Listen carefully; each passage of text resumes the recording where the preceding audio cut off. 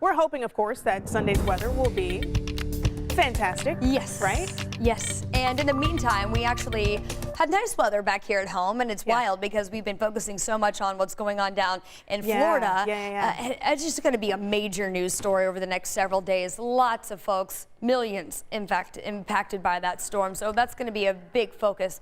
But our weather has actually been pretty nice. We're going to get to our weather here in just a bit. Just a quick update now from Hurricane Ian, still a Category 5 storm, 155-mile-per-hour sustained winds. That has been the case since about 7 o'clock this morning. Now, the outer eye wall bands where we have the strongest wind gusts are now starting to make their way onshore close to Cape Coral down near Naples. And because of that, the National Weather Service in this area has issued one of those high wind warnings that only happen as if a tornado was approaching. That's how strong these wind gusts are going to be, potentially in excess of 100 miles per hour around that eye wall. That's what's making its way ashore. And paying attention to the direction that this is all flowing. This is going to be an onshore flow off the backside of this hurricane, and that's what's pushing essentially a wall of water into places like Cape Coral down to Bonita Springs, Bonita Beach, and that is why they're forecasting that very high storm surge, perhaps at some spots could get in upwards of 18 feet. That would encompass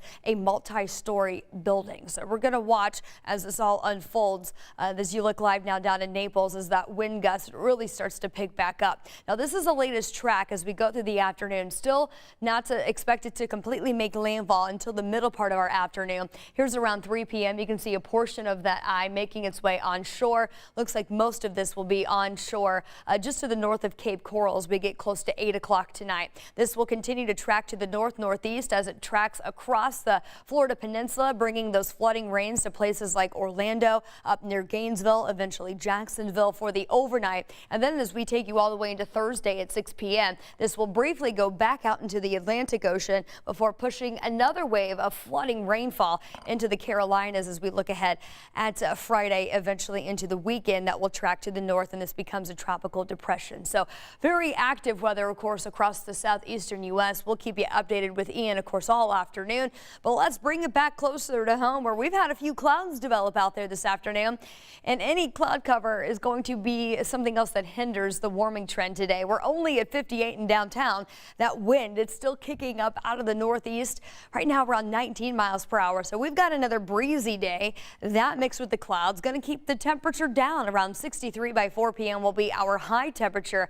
Keep in mind, we should still be in the mid 70s for highs at this point in the season. And then as we go into the evening tonight, the sky will clear back out. Temperature will drop to around 55 just after sunset. And we're talking the potential of patchy frost in some outlying locations. 38 your overnight low in Kokomo tonight. Same deal in Lafayette. 41 here in the city. If you have any sensitive vegetation that's potted you can bring in and you live in those more outlying rural locations, might not be a bad idea tonight. Heading into tomorrow, we will slowly start to break down this cool air mass. It's another sunny day, a little warmer, around 67 for your high on Thursday. That cooler air will continue to retreat to the northeast, and that will allow this warmer air mass to take back over for us. So we're going to kick off that warming trend. 71 as we get into Friday, low 70s this weekend. Perhaps a stray shower in southern Indiana.